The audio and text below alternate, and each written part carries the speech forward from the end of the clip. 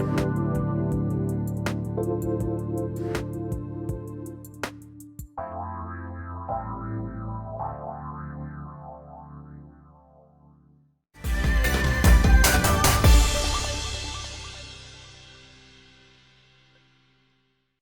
I'm Sherrie Clark, and welcome to Courage to Be Seen, the show that focuses on helping you achieve the success that you desire.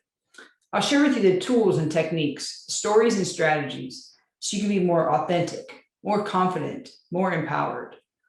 These are the keys to really achieving the success that you desire in your life.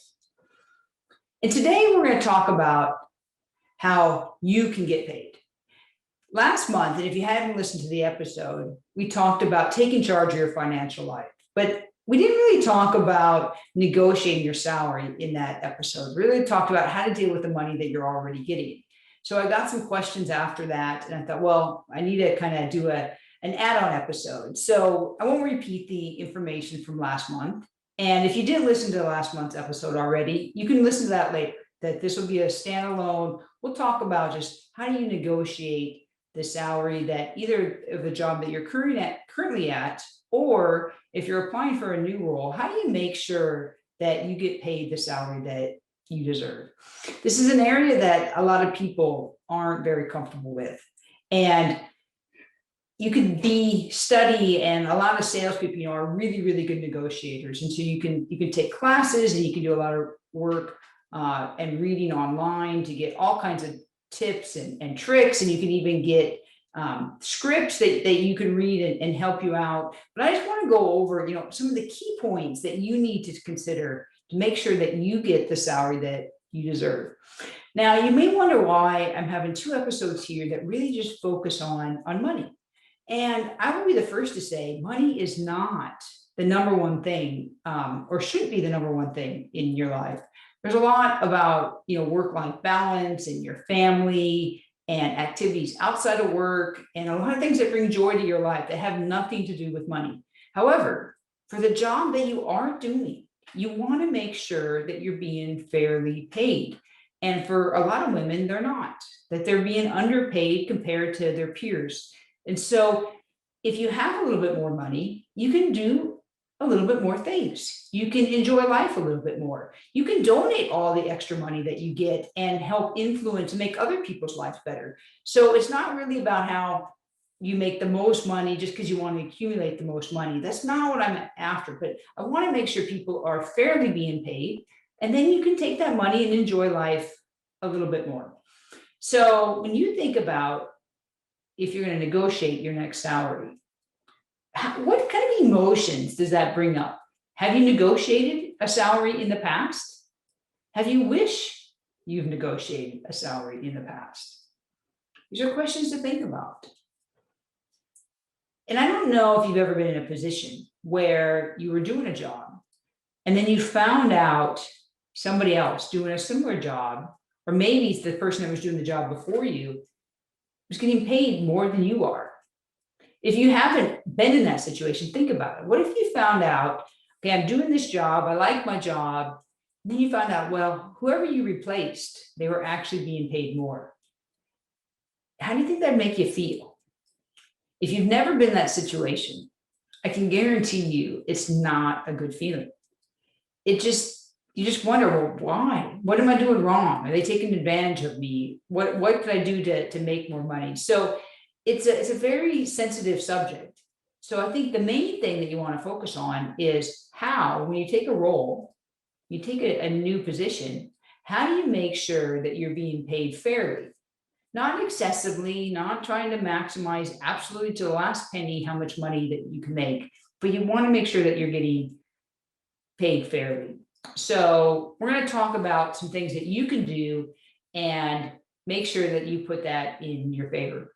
There was a study for a book on Women Don't Ask, written by Linda Babcock. And she found that we're doing this study on men and women that had just gotten MBAs.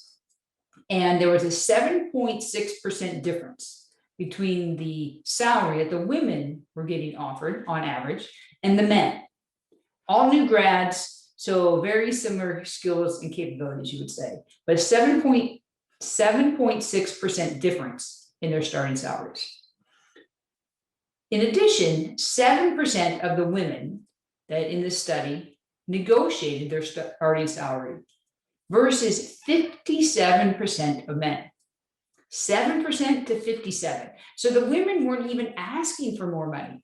Only 7% of them were versus over half of the men. That's a huge and that difference. And that was the really difference of why the men were getting paid on average more. If someone negotiated their salary on average, they were getting paid about 7% more. And this doesn't seem a lot. So you could say, okay, so an MBA position, let's just make the math easy, that someone was going to start at $100,000. And then if they negotiated their salary, they could be making $107,000. Yeah, 100, 107, both are good salaries. You can do a lot with that amount of money. Is it really that big of a deal? It's huge.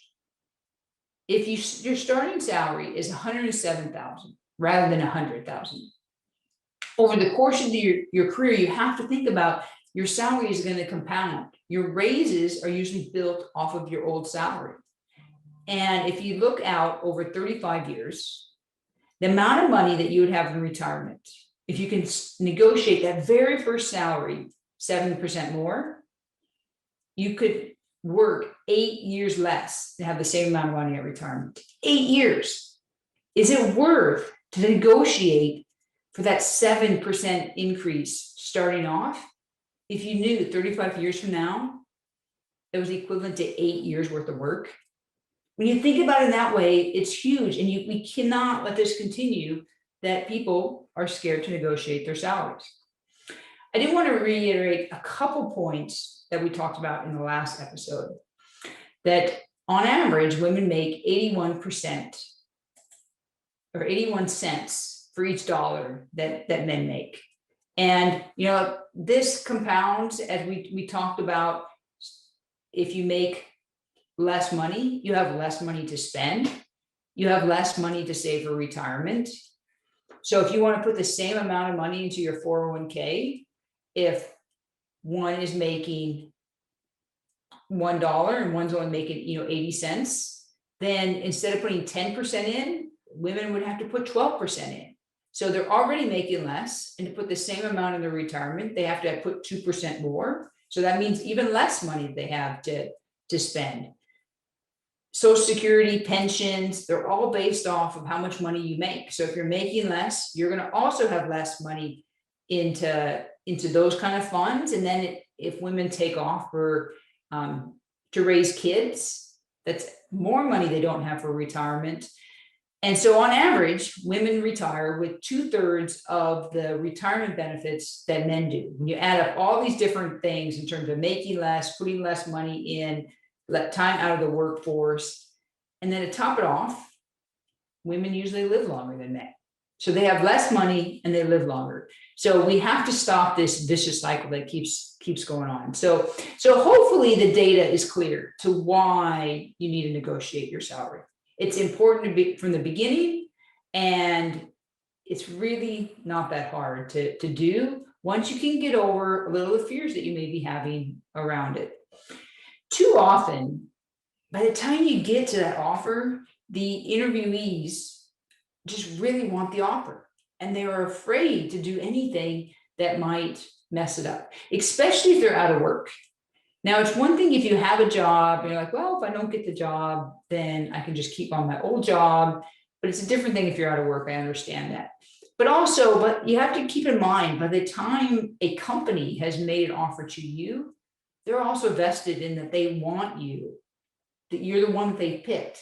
So it's all right to take another day or two and spend some time negotiating salary. But I will be honest with you. Studies have shown that often when women negotiate salary, that it's reported that they are unlikable. They're viewed in a more negative light than men are when they negotiate salary. I don't really know what to do about this. I think you just have to be aware of it. Do not use it as a reason not to negotiate salary. Hopefully with time, this will go away. As more women negotiate salary and it's more normal, that it will be less of an issue. But I think you do have to be aware. And so you want to make sure that maybe you aren't too pushy, or that the language you use isn't too aggressive. Other than that, just know it's there, and know it's kind of one of these challenges that you're up against, but don't use it as a reason not to negotiate your salary. In my experience, I've taken a lot of different positions, and I have negotiated on most of them. Not all. Sometimes the offers were where I wanted them and or what I was expecting or what I thought was fair, so I didn't. But the majority, I did and asked for more money. Sometimes I got it, sometimes I didn't. It really depends. So I think, I have this mixed bag of experiences. I know my very first role that I took out of college, I tried to negotiate the salary, and they said no, that everyone started at the same rate. And this is what the salary was. And they went over the benefits. And to be honest, I still took the job. It was the job I wanted. And I thought this salary was fair, but I did try to get a little bit more. But then, throughout my career, that's kind of been my experience. Certain times I've negotiated, sometimes I didn't, because I already thought the offer was fair and it was okay as is. So I have experience doing this. You can do it too, and you can be successful at it. So I want to go over some steps and some things that you can do to help you get paid, what you deserve. Get that salary that you deserve to get. The first thing that I will tell you is you don't have to tell people what you currently make. Many states nowadays have laws actually protecting you. Unfortunately, not all 50 states. So there are still some states that will, and legally people can still ask what you currently make. You can try not to tell them though. Even if you're in a state that you're not protected, a lot of big companies are now training people just not to ask, because there's so many states that do have protections. They don't want to be talking to somebody in a state that has protections, and break the law. So you're starting to see less and less people even ask. But I would say I wouldn't share that information. Instead, you want to be talking about what the new role should be getting paid, what you expect to get paid. I know that's a lot of times what people are now asking is, what is your salary expectations, which is a totally different question, because your salary expectations don't have to have anything to do with what you're currently getting paid or what you got paid in your last job. And especially when the jobs are different, or you're taking on more responsibility, or if you thought you were getting underpaid in your last position, you don't want to take your last position, add a certain percent to it, and then use that as your determining salary for your new position. So really, unless you absolutely have to, and I can't think of very many reasons why you should, do not share your current salary information. That's your private information. Instead, you want to focus on what your salary expectations are. So the second step to negotiating a salary, you need to know what you want to make. Now, there's a lot of different ways that you can kind of figure this out. And I would make sure to take time in advance, while you're interviewing, while you're talking to people, and do some studying and some research so that you know what's appropriate salary. You could, a high level, you could take your current salary, do cost of living adjustments if you have to move and relocate to a different part of the country, because it could be more or less expensive. Research the taxes in the new area, the cost of housing. The good thing with the internet, this is easy to do now. You can easily compare the cost of living in different areas. So you could take your current salary, cost of living change, plus then whatever percentage increase you think the new position is worth. And that should give you kind of a range of what you think to make that move to the new job that you should make. You can also do research online. There's payscale.com, there's salary.com, Glassdoor, the Salary Project. You can research and find, what are other people getting paid in these kind of positions, especially large companies. There's enough people out there. There's enough people that have submitted like their pay to Glassdoor.com and things like that. So you can find at least some idea of what appropriate starting salaries are. for that area, for that type of job. Unless you're in a really niche, that information should be out there. And so you should be able to get some idea. And most of it's anonymous. Many times they ask you your current salary as kind of the way to, you share with yours, so that way they can continue to build their database. And then they'll share you and information they have on different areas of the country or different positions. That if you're going to go work for like a medium to large company, they usually, and that's what I've worked at most of my career, is they hire people. They know what the market pays. The chance is the offer they give you is going to be a market offer. They have to continually be competitive to keep employees. They have lots of employees around the country, like, GE, 300,000 employees around the world.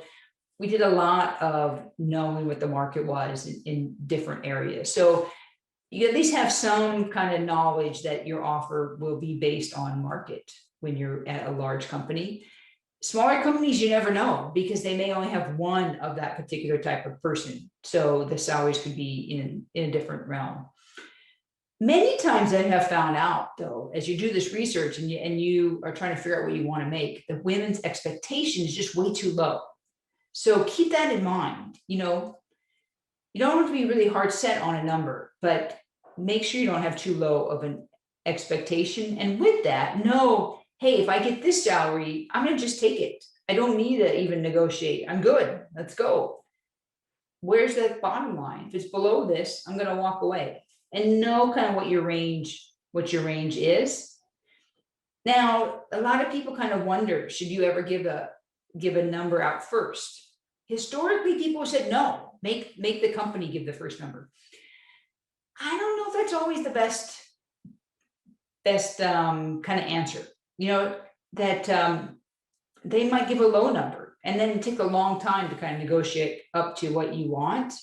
Now, if you have to give the number first, make sure you go above what you really want. Go a little high and then come down. Like, it is a negotiation. It goes both ways. So be okay giving that first number, but make sure you've done your research in advance and then give a number, maybe a little bit higher. So if you have to come down, it's okay. If you're working with a recruiter, you kind of have an advantage because you can ask them very easily, what is the salary range for the position? In fact, every recruiter I talk to on the very first call, when they're first kind of going over what the position is about, I ask, what's the salary range? They might not have an exact number, but they can tell you, well, it's going to be this much salary, this much bonus, etc. Now, if you're working directly with a company, that's a little bit more sensitive. You might not want to immediately ask that on the very first call. You might be the wrong person to ask that. And so you might have to understand, well, okay, I can go and ask kind of what the salary range for the job is, but you want to make sure it's at the appropriate time with the appropriate person. Someone like in HR, it's a good person to ask what the salary range is. If it's like, let's say like a technical manager doing the interview and it's a more technical interview, probably not focus on the salary initially is a better recommendation. So don't be afraid to ask what the salary range is, but just kind of know maybe what the timing is. But if you're dealing with a recruiter, absolutely, I would ask that right off the bat. In fact, I always do. And that way you have an idea long before if you want the position or they know that they want you, just to give you a range, is the position one that is in the range of the jobs that you're looking for. The other thing is, though, you want to make sure that you're looking at the whole package. This isn't only about money. You want to look at vacation time. You want to look on, is there a sign-on bonus? Is there relocation? Is there equity? Is it annual equity, or is it a one-time? What's their insurance, pension? There's lots of kind of bonuses and extra things kind of to your overall compensation package. And make sure you look at and take into account all of it. You're looking at, what you want to get paid. Some of the things I tell people, you want to make sure to ask if they talk about an annual bonus. What are the KPIs? What are the determining factors to how much of the bonus will be paid? And then you also can ask about historic payouts. So that way you have an idea. If they have a really large bonus, but historically they only normally pay out 25% of it, it doesn't matter that it's a gigantic bonus, right? Now, if you're at a different company and they typically pay out between, let's say, 80 and 120% of the bonus, well, now that's a totally different realm. So ask about historic payouts. The same thing around equity. Is it a one-time equity, kind of like a sign-on, or is it annual equity? What kind of vesting schedule does it have? What are the other things that you need to know about it? Once they've made an offer, they will be more than willing to answer all these kind of questions. It could be someone from HR that you talk to, but somewhere you can get these kind of questions answered, and that way you can evaluate the overall package, which is very important when you're negotiating, because you might want to just negotiate on vacation. Like the salary might be fine, but there's some other part of the package that you want to negotiate on, and that's all fair to at least have a conversation around. The next thing is know what unique skills that you bring to the company. Why should they even give you more money? And this is for if you want to ask for a raise in your current role, or if you are taking a new position, but know what those are and what are they worth. That way, then you can create a business case. So when you are making a presentation, basically of, all right, I think rather than 80,000, I should get paid 90,000. And here's why. In my last 3 projects, I came in under budget and I drove an X amount of new revenue for the business. Or you exceeded fundraising targets, or you got new customers into the business, or whatever it might be. How did you deliver results? Be able to explain that to show that you are deserving of the salary or whatever other compensation you're asking for. And this will help be like a win-win. Yes, they'll want to pay you that extra money because they want those results that you're bringing to the business. So be able to have examples of why you deserve the money that you're asking for. The next thing I would say is make sure you practice. Do some role playing. If you have somebody, you want to be smooth in your conversation. You're going to be nervous when you ask for more money, and the more you practice and actually say the words that you're going to, that will help it and make the conversation much smoother. And then the last thing that I would tell you is, really the timing is, well, there's a few things, but make sure the timing is right. So if you have a new job, it's easy. The timing is when you get the offer. If you're asking for a raise, it's better to know is there a certain time in the year that's better to ask for a raise? Maybe it's after you just finished a very successful project. And you can say, well, I just did this.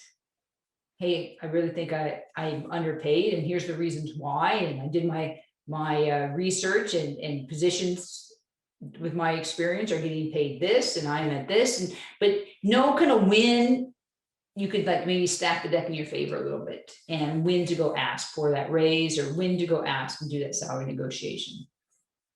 Make sure, though, when you are asking for it, that you don't apologize to be asking for more money. Don't be going I'm sorry to bother you, or I'm sorry to put you in this position. It's not an apology. You deserve to be paid more if you are delivering results.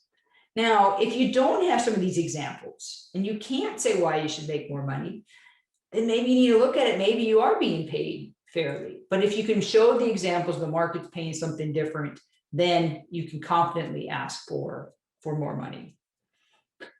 The last thing that I do want to leave you with is know what you're going to do if they say no. If I look back to my very first job that I negotiated salary on, they said no. I took the job anyway. I knew I wanted that job. I did want a little bit more money. I thought it was slightly low, but it was the job I wanted, so I took it anyway. Know if it's going to be okay, or know if, hey, it's not good enough, so I'm not going to take the job. I'm going to walk away from that one, and you keep looking. Or if they can't do salary, then you ask for maybe more flexible work arrangement, or ask for feedback. Maybe if you ask for a raise and they said no, say, okay, what would I need to do to justify, to qualify, to earn that raise?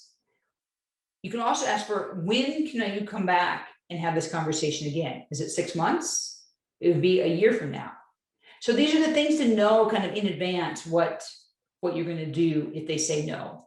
Most people expect you to negotiate. So don't think that you're going to get the job just yanked from you if you ask for more money. I've never looked at someone poorly that's asked for more money. I don't think anyone looked at me poorly for asking for more money. So I know it's not everything to do with the job, but it is an important part to make sure that you get paid what you deserve. So hopefully these keys will help you as you go forward and negotiate your next role. I hope you enjoyed this episode. I encourage you to subscribe wherever you listen to your podcast, so that way you get noticed when a new episode comes up. My website is couragetobeseen.com. My contact information is there, details on my coaching program. You can give me feedback. If you have any other topics that you'd like to make sure that we talk about in future episodes, just drop me a note. You can send me an email.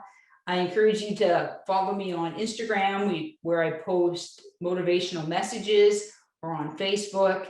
So until next time, thanks for listening, and I look forward to talking to you again. Thanks so much for joining me today. I hope you've been inspired to take action on at least one thing starting today. To learn more, check out couragetobeseen.com. There you'll find my blog and additional resources, including you can download a copy of 10 Ways to Live a More Courageous Life.